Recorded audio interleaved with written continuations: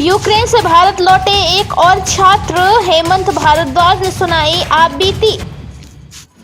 हम 24 तारीख से आज तक रात में सो नहीं पा रहे थे। हमको सिर्फ अपने घर लौटने की चिंता सता रही थी। मैं भारत सरकार का शुक्रिया करता हूं, लेकिन यूक्रेन के हाई रिस्की शहरों में जो भारतीय लोग फंसे हुए हैं उनको सरकार तुरंत वापस लाए। मैं सरकार का शुक्रगुजार हूं कि उन्होंने ऑपरेशन गंगा के तहत मुझे यूक्रेन से निकलवाया। युद्ध के बीच अहम भूमिका अदा कर रहा है भारतीय दूतावास। भारत लौटने के बाद अब मुझे मेरे जैसे बाकी भाई बहनों की चिंता हो रही है। ऑपरेशन गंगा के तहत आज भारत लाया गया है हेमंत भारद्वाज।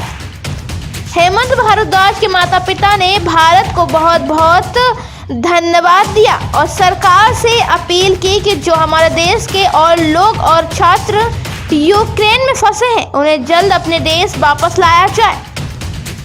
बुलंदशहर के शिकारपुर नगर का मूल निवासी है एमबीबीएस का छात्र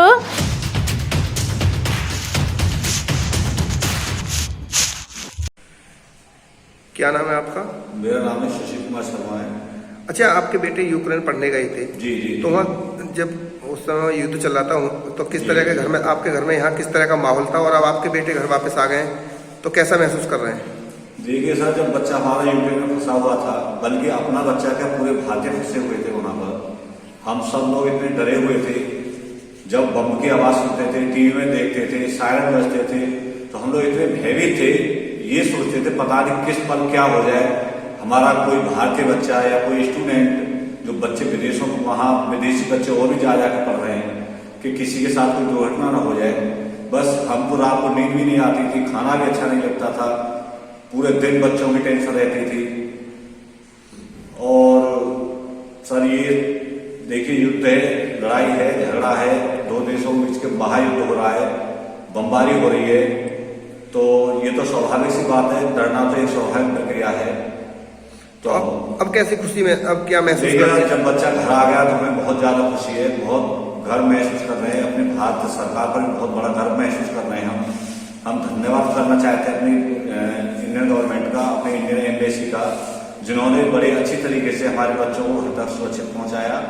और मैं सरकार से गुजारिश करना चाहूंगा कि जितने भी भारतीय बच्चे स्टूडेंट्स हमारे वहां फंसे हुए हैं, उन सबको जल्दी से जल्दी अपने देश लाया जाए। और इंडियन गवर्नमेंट का एक बार फिर दोबारा से बहुत बहुत धन्यवाद करना चाहते हैं। और मैं चाहता हूं कि सभी बच्चे, सभी स्टूडेंट्स, सभी माता पिता के लाडले अपने देश बहुत जल्दी अपने वतन सुरक्षित वापसी आए। क्या नाम है तुम्हारा?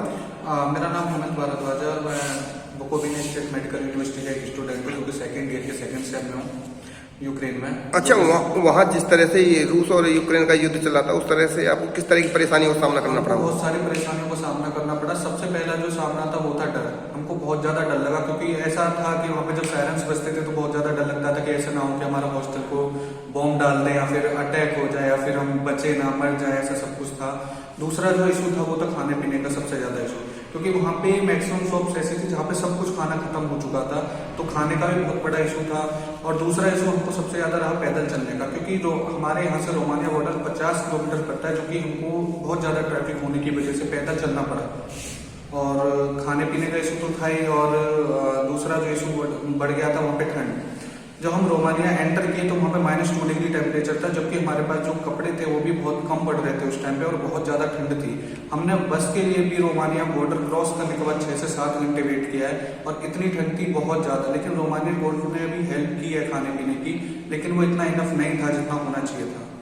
अच्छा, तो अब आप घर आ गए हैं, तो घर में किस तरह आप वहाँ फंसे हुए थे, तो अभी घर बात होती थी, घर में किस तरह का माहौल था उस समय? जी, घर में बात होती थी, मम्मी पापा सबसे बात होती थी, सब बहुत ज्यादा डरे हुए रहते थे उस टाइम पे। हमेशा कॉल आते थे हर मिनट पे घर से पूरी फैमिली के, और सबको बस यही बोलते थे कि हाँ यहाँ पे सब कुछ ठीक है, लेकिन वहाँ पे कुछ भी ठीक नहीं था, क्योंकि घर वाले बहुत ज्यादा डरे हुए थे और डराना नहीं चाहते थे हम लोग।